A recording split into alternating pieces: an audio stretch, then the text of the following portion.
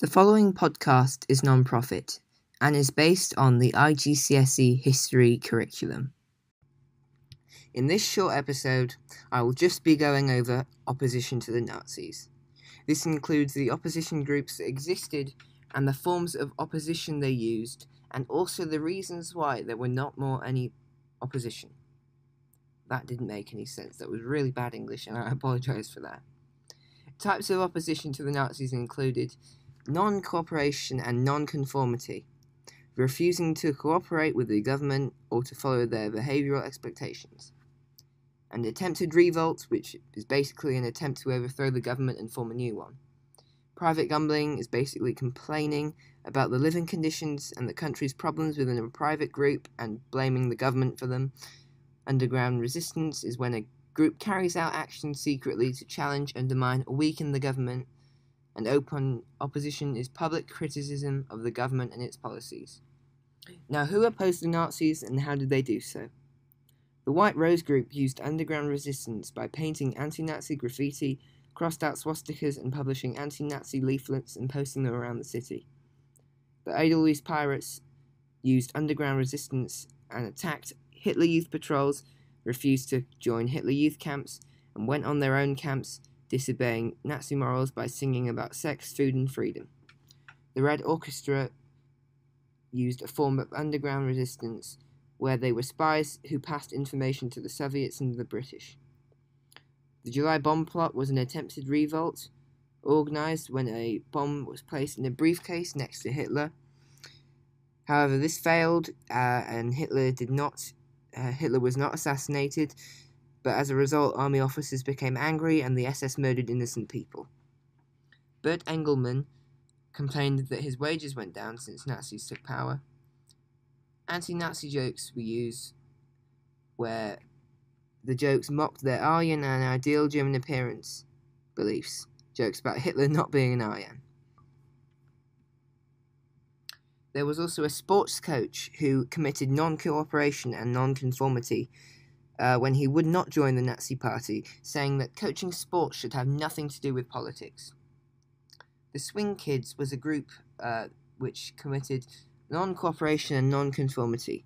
They liked English and American music and fashion. They organised parties where they often spoke of sex, listened to jazz, got drunk, and smoked. A worker in Hamburg also committed non-cooperation and non-conformity, but also public opposition, as they refused to salute the Nazis.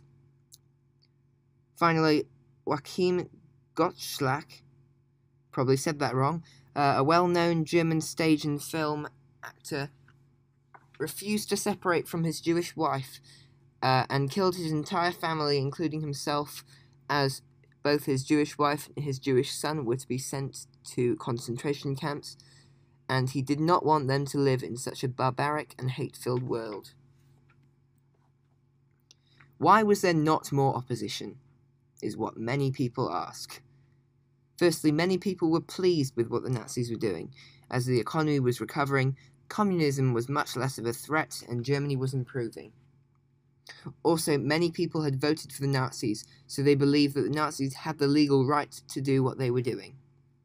Thirdly, many people did not actually know what was happening, as the Nazis kept some of their policies quiet and also censored news outlets and the media. For example, in Action T4, Nazis told their parents that the disabled children had died from natural causes, while they were actually euthanized. Also, Nazis used propaganda to promote the ideology, and censorship was used to promote Nazi ideas and to stop the media from saying anything bad about them. Propaganda also brainwashed many children from a young age. Also, additionally, the Nazis were very strong and very, very powerful, and people were afraid that they would be attacked by the SS or arrested by the Gestapo. People did not know who the Gestapo were, as they had secret informants. Finally, not many people spoke out about the Nazis. Those who were against the Nazis did not work together and did not form a large group of revolutionists against the Nazis, which would have definitely made them much stronger.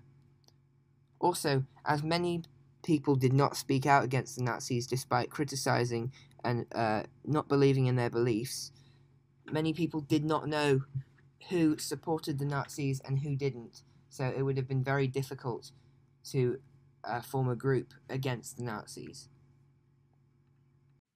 This is the end of the podcast. Thank you for listening.